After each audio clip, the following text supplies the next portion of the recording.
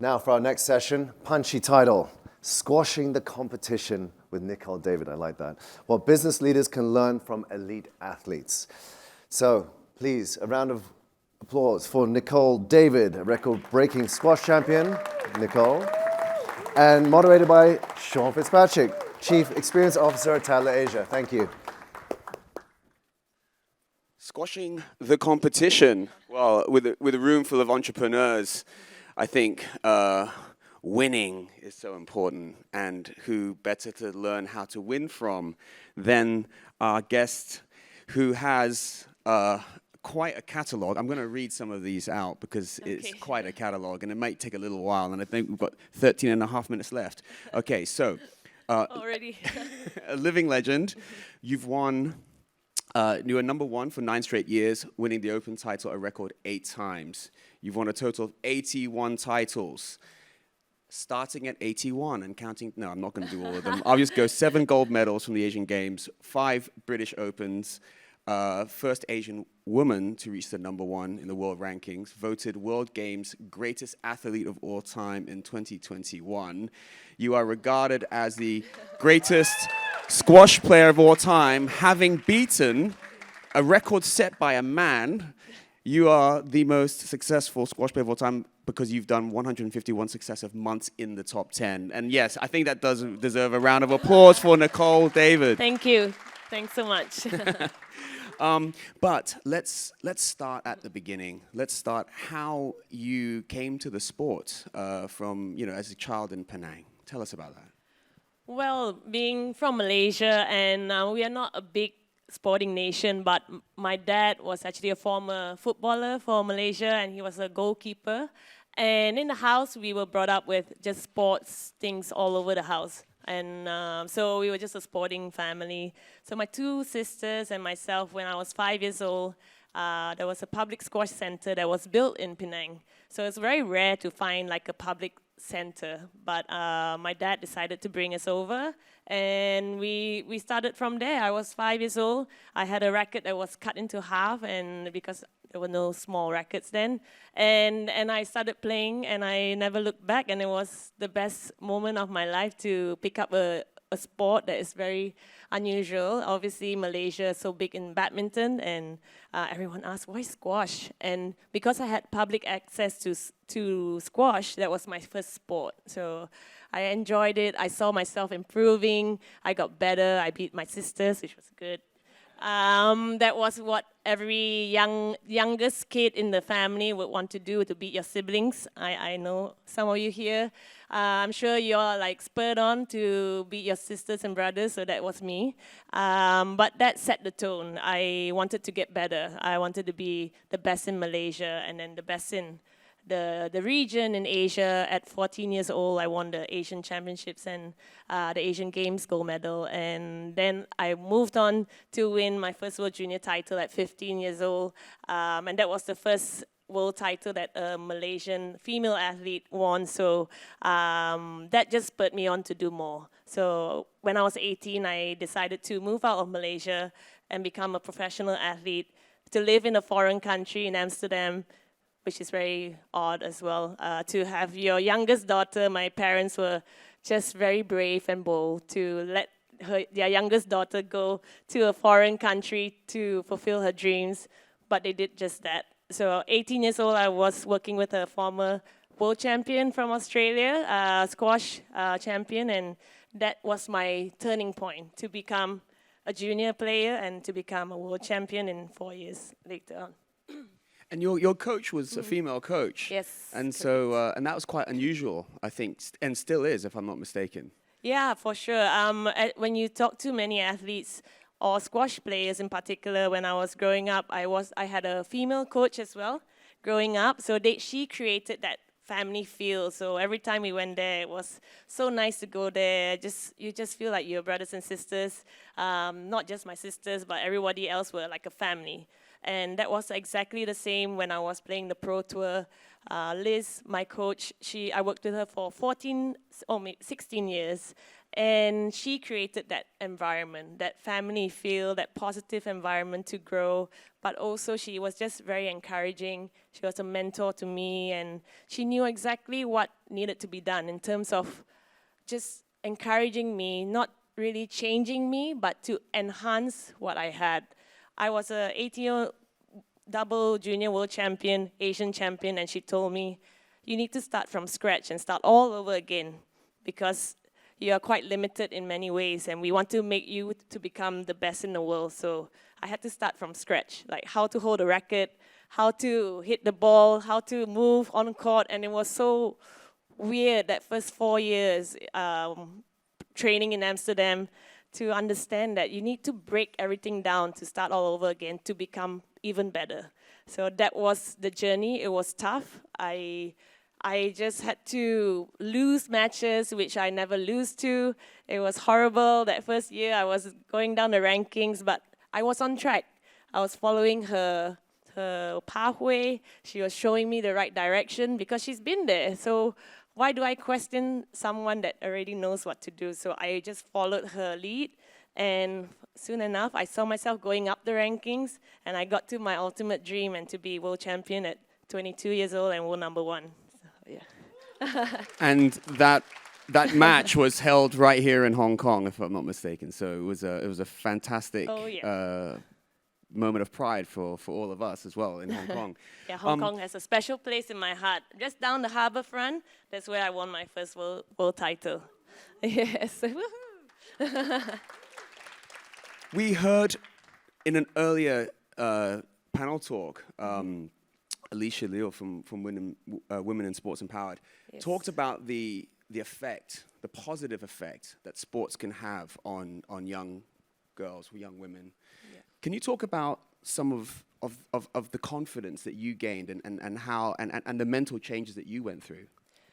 It was a huge change, and I didn't really. I think I took it for granted because it just came naturally just by playing a sport. I wanted to get better. I'm up for failure all the time because if you lose a match, you have to find a way to come back. And it was always something to motivate me to get better, find those areas of improvement, and that was my mission.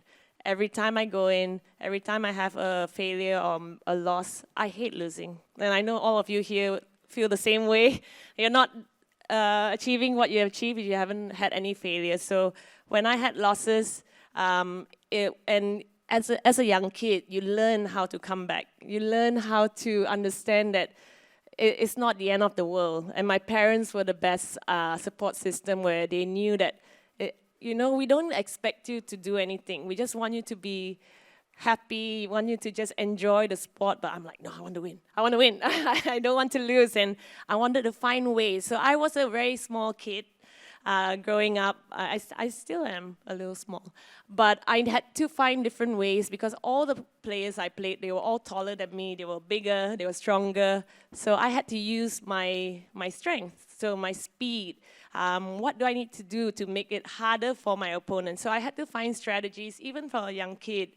And I knew I could develop so many tools from just playing squash, and that confidence that I knew that I could beat these kids at the time, gave me that confidence to just push myself further and see how far I could go. And that confidence really stuck with me as a kid, and that just translated into just a bigger position in the world, in the arena that I took on. And it translates in my life now. Now it's just a different life altogether, having my own foundation. So yeah, I'm just so thrilled that I had sport to back me up and gave me all those tools and fundamental values. So it's very much a mental game Yes. at that level of the sport. Oh, yeah. What are the types of kind of techniques that you've used to say kind of visualize or to kind of support your achievement? What are the do you sort of have a pre-game habit?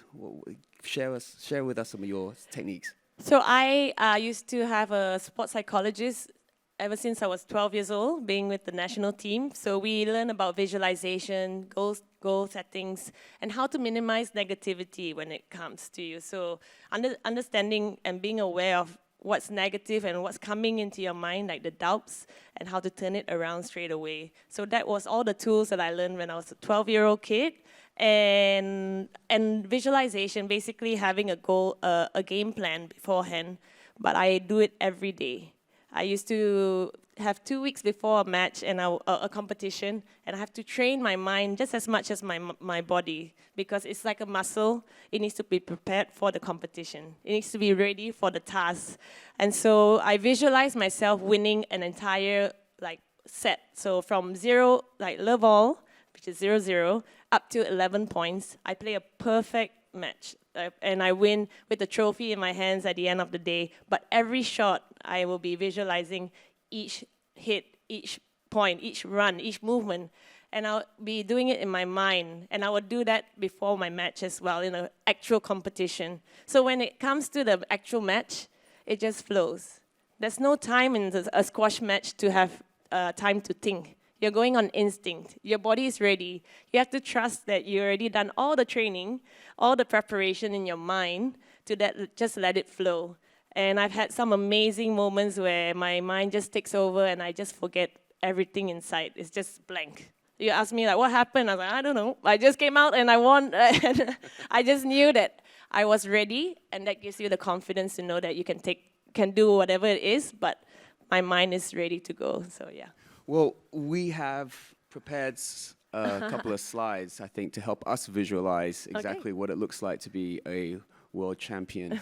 And I think you can talk us through these ones.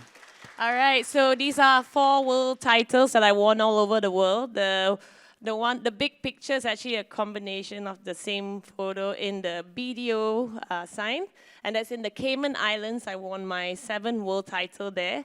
The first picture on the top was from Manchester, the World Championships there. I won in 2008, to get it right. In 2009, on the other side with the little pink and gray top, I won that in Amsterdam, my hometown. And then the other one on the other corner is from Egypt. I won it in Sharm el-Sheikh, and that was in 2010. So in a row, I won these 3 world titles, 2008, 2009, and 2010. And then also in 2012 in Cayman Islands. So yeah, all crazy leading up tournaments, but all great achievements. Having to win all of these were different stories behind the scenes, all hard expectations on me because the pressure was constant.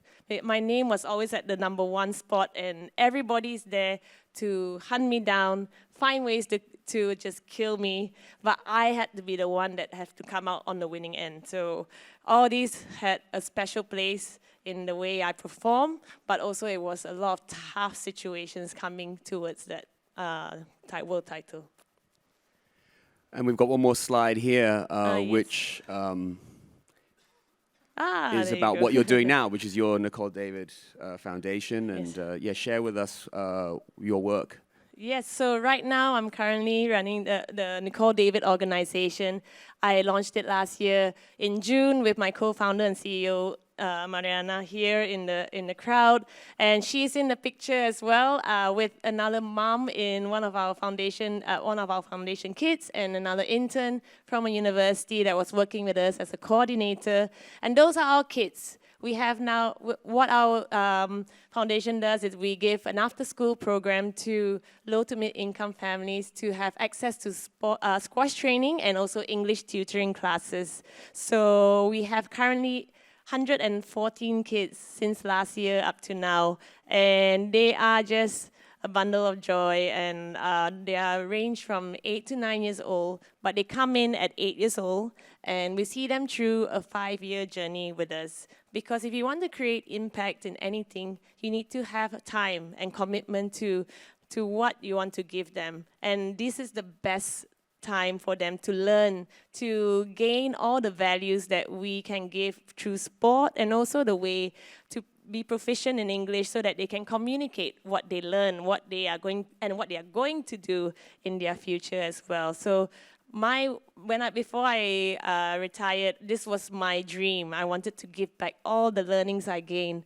through my squash career and now put it back wholeheartedly in my foundation. And I am just so thankful that it's all coming to life, and seeing these kids grow, seeing them happy in the foundation is just such a joy, a treat for me.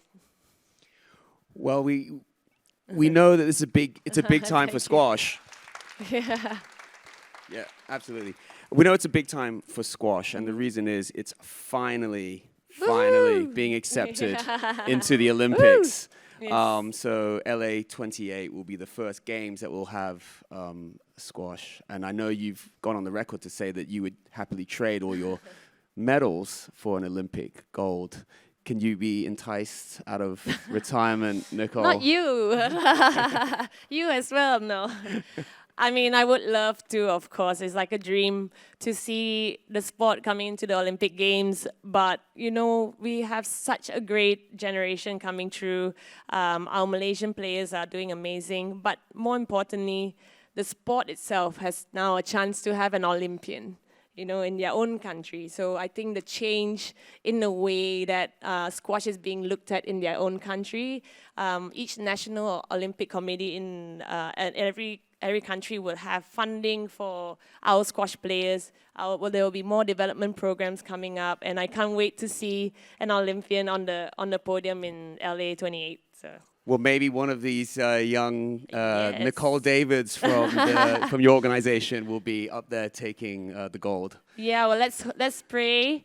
In 17 years, which Mariana and myself did the calculation. 17 years, so hear us out. We'll give them a chance to grow and develop through us, and hopefully we'll see someone from the foundation come and fulfill one of the biggest dreams in my career. Let's visualize it. Yes, and let's make visualize it it now. Positive thinking. Ladies and gentlemen, Nicol David. Thank you so much for having me, and thanks to Gen.T for this amazing summit and having me here. Thank you so much. Thanks, Sean. Thanks, Nicol. Thanks, Sean.